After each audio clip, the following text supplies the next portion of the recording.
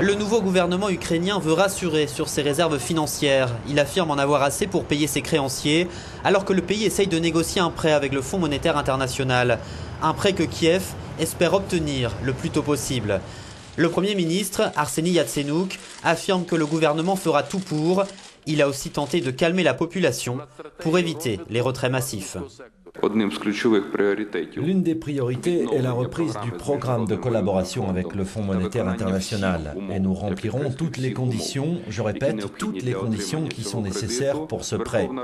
Le Parlement ukrainien et sa coalition voteront les lois nécessaires pour recevoir cet argent. Le nouveau gouvernement ukrainien a estimé à plus de 25 milliards d'euros les besoins du pays pour les 2 années à venir. À Washington, la directrice générale du FMI, Christine Lagarde, a estimé qu'il n'y avait aucune raison de paniquer au sujet de cette demande d'aide. Nous devons nous baser sur des faits, sur la situation telle qu'elle est. Nous ne voyons rien de critique qui puisse susciter la panique pour le moment. Nous espérons que les autorités vont s'abstenir de lancer des tas de chiffres qui sont vraiment dénués de sens avant qu'il n'y ait une véritable estimation. Mais les Ukrainiens n'écoutent pas ces appels au calme. Inquiets de la situation financière, ils ont retiré massivement leur argent. 7% des réserves en devises étrangères ont disparu des banques la semaine dernière.